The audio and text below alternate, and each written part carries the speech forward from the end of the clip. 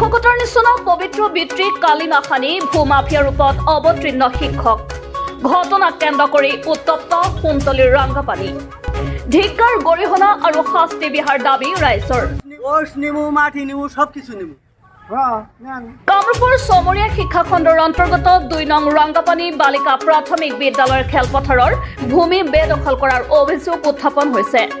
এই অভিযোগ প্ৰতিষ্ঠাপক প্ৰধান শিক্ষক সহ শিক্ষকৰ লগতে স্থানীয় একাংশ ৰাইজৰ। উক্ত বিদ্যালয়খনৰ টিউটৰ শিক্ষক উমৰ ফাৰুক আৰু কালাতলী কাথমি ছিনিয়ৰ ছেকেণ্ডাৰী স্কুলৰ শিক্ষক হজৰত আলীৰ বিৰুদ্ধে উত্থাপন কৰে এই অভিযোগ। বিদ্যালয়খনৰ খেলপথাৰৰ দক্ষিণ অংশৰ ৰাস্তাৰ লগত সংলগ্ন থকা অংশত অস্থায়ী চালি ঘৰ সাজি টিনপাতেৰে বেৰি নিজৰ আয়ত্তধানত লৈছে বুলি জানিবলৈ দিয়ে। এই সন্দৰ্ভত বিদ্যালয়খনৰ প্ৰতিষ্ঠাপক প্ৰধান শিক্ষক সহ শিক্ষক আৰু স্থানীয় একাংশ ৰাইজে চমৰীয়া ৰাজ্য চক্ৰ বিষয়া কাৰ্যালয়ত লিখিত অভিযোগ দাখিল কৰিছে।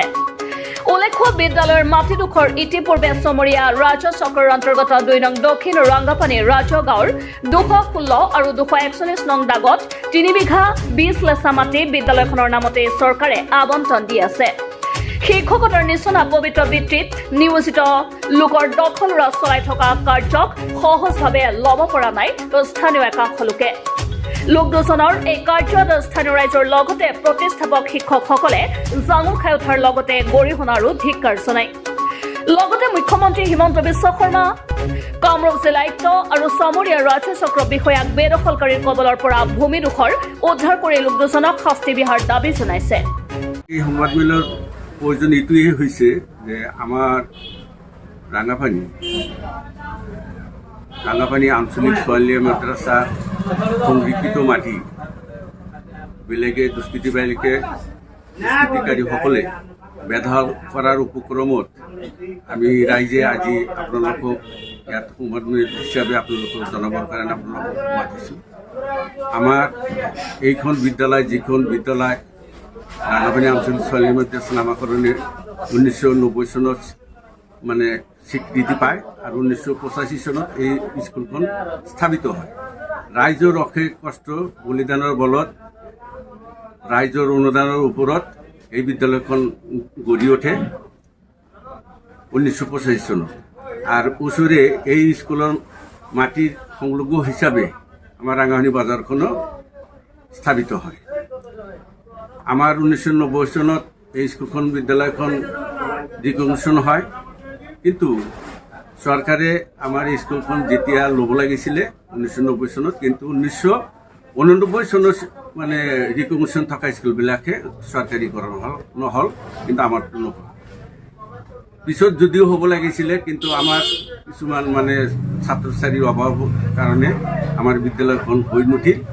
কিন্তু এই বিদ্যালয়ৰ পৰা 3জন শিক্ষক গভৰ্ণমেণ্টে চাকৰি দিয়ে, কিন্তু দি পেলাই স্বীকৃতি মানে পৰিচালনা কৰি স্কুলখন ষ্টাফ বন্ধ কৰি দিয়ে।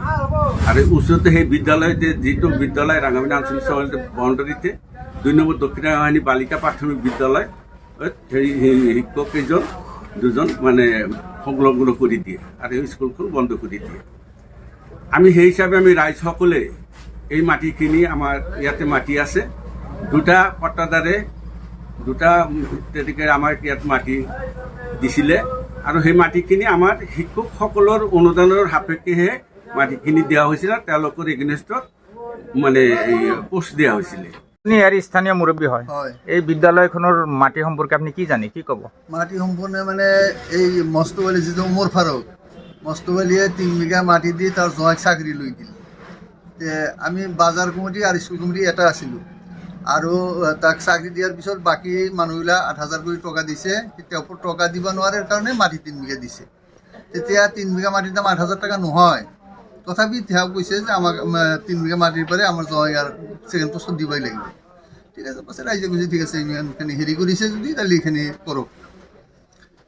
কৰাৰ পিছত এই তাৰ লগতেই যিখন আমাৰ LP স্কুল আছে, LP স্কুলখনৰ কাৰণেও আমি আৰু 1 বিঘা মাটি কিনি LP স্কুলৰ পাছেদি বাজাৰৰ পৰা 1 বিঘা মাটি কিনি আমি সেই মাটিবিলাক ৰেৱাজ কৰিছোঁ। মানে তেওঁৰ মাটিটো সিফালে দি ইফালে দি 20 মাটি আমি বজাৰত দি দিছোঁ। 1 বিঘা মাটি কিনি ৰেৱাজ কৰি লৈছোঁ। সেই মাটিখিনি মস্তৱালী হাজিৰ জোঁৱাইয়ে যে এতিয়া যে দাবী কৰি আছে, এই স্কুলৰ পৰা তেওঁ চাকৰিও পাইছে। 2টা মাহ 3টা চাকৰি পাই তেওঁ গুচি গৈছে। এতিয়া তেওঁ ট্ৰেন্সফাৰ হৈছে LP স্কুলত। LP স্কুলত তেওঁ যে আপোনাৰ আগতে কৈছে না যে আমি এতিয়া চাকৰিও পাইছোঁ, চাকৰি ল'ম, মাটিও ল'ম।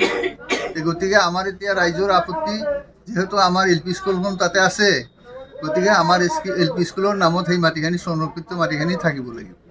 মই বিনম্ৰ অনুৰোধ জনাইছোঁ, আমাৰ স্বয়ং অসমৰ মুখ্যমন্ত্ৰী মাননীয় হেমন্ত বিশ্ব শৰ্মা ডাঙৰীয়াই এইবিলাক স্কুলৰ মাটি বেলেগে বেদখল কৰা বুলি তেওঁ মাজে মাজে কিছুমান সতৰ্কবাণী দি থাকে।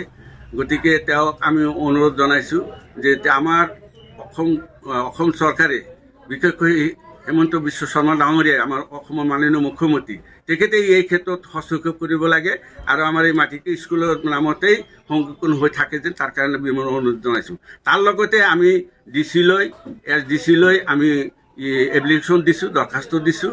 গতিকে তেখেতসকলকো আমি বিনম্ৰ অনুৰোধ জনাইছোঁ যে আমাৰ ৰাইজৰ মানে কষ্টৰ বলত গঢ়ি উঠিছিল স্কুলখন, আৰু তাতে এটা LP স্কুলো আছে, অংগনবাদী আছে, আৰু মাটিখিনি আমাৰ ৰাইজৰ প্ৰয়োজন আছে। গতিকে এই মাটিত যেন কোনেও মানে হস্তক্ষেপ কৰিব নোৱাৰে, তাৰ কাৰণে আমি অনুৰোধ জনাই দৰখাস্ত দিছোঁ। সেইটো যোৱা 25 নৱেম্বৰত দৰখাস্ত। কুন্তলীৰ পৰা আবুল হাছেমৰ ৰিপৰ্ট, আছাম লোকেল নিউজ।